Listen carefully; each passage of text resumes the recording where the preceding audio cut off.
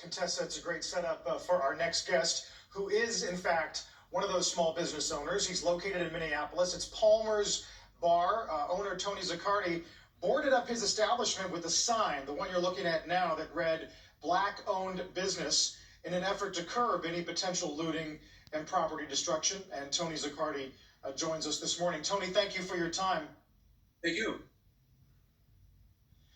We feel for you because you were in fact closed because of COVID-19. You were hoping to open later on in the month, I think. You're not far from the epicenter of the riots. What led you to put up that sign, and do you think it helped in any way? Thursday morning, I went down to the area where the 3rd Precinct is, about a mile and a half from here, and I wanted just to see it firsthand.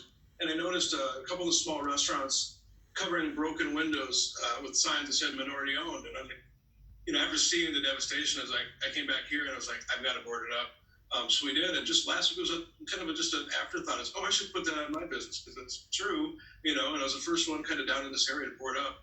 And I put Black-owned business just without thinking, because at the time, this is before we realized there was a lot more of the white supremacists in town. And so then I was like, did I just make myself a target now? Oops, by having that plan, but put it up. Just to in solidarity. And now every business down this block, predominantly minority owned, has Black-owned business on the boards. That's after I put mine. So at this point, as we all try to take the temperature of the country, and in Minneapolis, of course, especially so, what kind of assumptions are you making about reopening now? Is this something you think you can still do this month? I do, absolutely. I think I was waiting initially just because I wanted to be, June 1st is when in Minnesota we could open bars and restaurants, patio only. And I was fortunate to have a large patio, but I wanted to wait a little bit just to see learn what's working for places, what's not working, best practices essentially. And then now, and now I feel smart to just with all the protests, demonstrations. COVID is still a thing, and so I want to wait and kind of watch for flare up and see if we can get that spike that they think there's going to be. Tony, good morning. It's John Fort. I wonder what you would say to the group of people out there who say, hey, these businesses have insurance, these rioters want to express themselves. What is the real impact that you feel, insured or not, when somebody damages your property, and how does it affect your ability to do business going forward? I think it's the easiest answer, and I think the best answer, truthfully, is yes, this is just a building. It's a very historic and old building. That Wendy's that burned in the auto zone and such, guess who worked at those auto zones? It's the folks that live in the neighborhoods. And so, Target can rebuild a Target, but how many people work at that Target store that are suddenly, 2 weeks ago, they were heroes for being open during this and being working the cash register and stuff. Now suddenly they don't have a place to go. So now they're back on unemployment and such. And so it's the impact you're making is very direct to your neighborhood. People live here, people work there. You burn a laundromat, well, now no one can wash their clothes. And in that particular area where the 3rd Precinct is now a food desert. The Target, the Aldi, the grocery store, all looted and gone.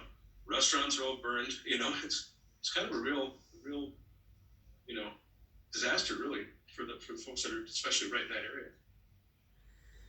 Yeah, Tony, it breaks my heart what you're describing right now, and it also breaks my heart that when you did board up your restaurant, you had, to identify yourself as Black-owned. There's a difference between looting and protests, and when you see destruction of property like that, you hope it doesn't happen to anyone's business, or to the community at large, because of the damage that has on so many in that community.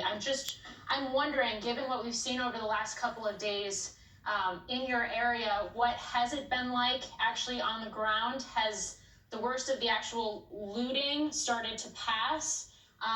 What are the conversations you're having with your employees and your potential workforce as you do start to think about reopening later this month?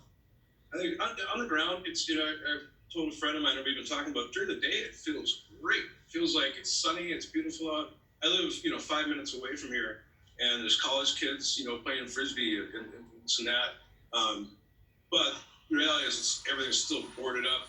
I think we haven't seen much in Minneapolis in the last 2 nights as far as looting and rioting whatsoever.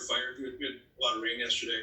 But there's still what people are kind of really talking about now is like police action, and I'm not anti-police whatsoever.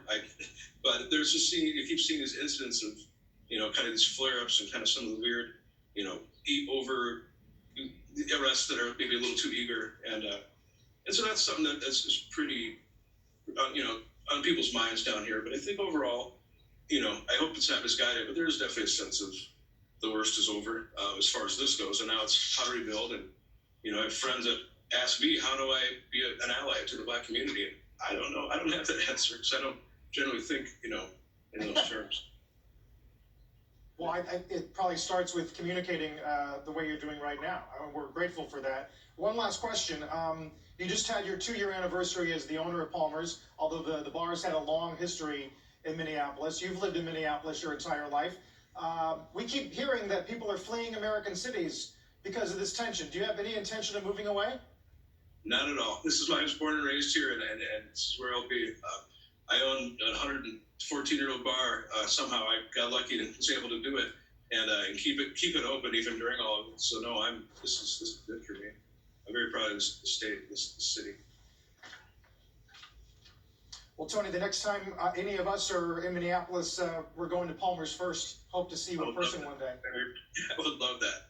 Thank you for your time. Thank you. Thank you, Tony Zaccardi. And now let's get a quick check on where we stand in